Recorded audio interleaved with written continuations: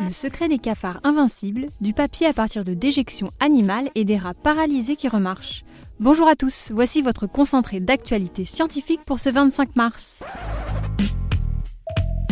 La différence entre l'homme des cavernes et nous, c'est le résultat de la science. Et ce n'est pas une opinion, c'est de la science. Notre monde n'est pas si moche. C'est bien connu, les cafards sont des créatures difficiles à éliminer. Grâce à des chercheurs, on sait maintenant pourquoi.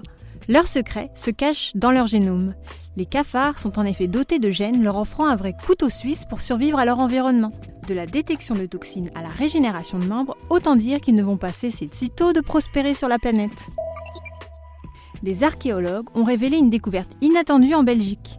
Sur le site de construction d'un parking à Namur, ils ont mis au jour une statue d'Hercule. Faite de stuc, la sculpture remonterait au IIIe siècle et fait 18 cm de haut. Sur le même site, 2 sépultures ont également été révélées. Le 8e continent abriterait encore plus de plastique qu'on ne pensait. D'après une nouvelle analyse menée par une équipe internationale, 1,8 milliard de morceaux de plastique, soit un total de 80 000 tonnes, seraient présents dans le vortex de déchets du Pacifique Nord. C'est 14 à 16 fois plus que les dernières estimations, et la situation continuerait de se dégrader. La station spatiale chinoise Tiangong-1 pourrait retomber sur Terre le week-end de Pâques. C'est ce que suggèrent les dernières prédictions réalisées par l'Agence spatiale européenne. La fenêtre est jugée très variable, mais le retour pourrait intervenir entre le 30 mars et le 2 avril. Le lieu reste pour le moment inconnu, mais la fenêtre est située entre 43 degrés de latitude nord et 43 degrés de latitude sud. Super, j'adore. Alors écoute-moi bien, je vais essayer d'être clair avec toi. Ouais, génial. Le papier du futur sera-t-il fabriqué à partir d'excréments d'animaux ? Le projet paraît étrange et pourtant, c'est ce que tentent de faire des chercheurs viennois.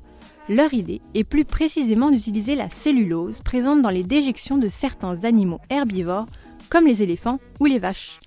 Une fois la cellulose extraite, elle pourrait permettre de fabriquer du papier de façon plus économique et durable sans faire appel à des arbres. Une ours polaire est au cœur d'une polémique au Mexique. L'animal, prénommé Yupik, est pensionnaire d'un zoo qui refuse de la transférer dans un climat plus adapté à ses besoins. Pourtant, un accord avait été conclu avec un parc anglais et une ONG canadienne s'était engagée à couvrir toutes les dépenses associées. On ignore encore si le gouvernement de Michoacán va persister dans son refus, s'exposant à un potentiel conflit diplomatique. Des spécialistes ont réussi à capturer une séquence rare. À 800 mètres sous la surface, dans l'Atlantique Nord, ils ont immortalisé 2 poissons abyssaux en plein accouplement.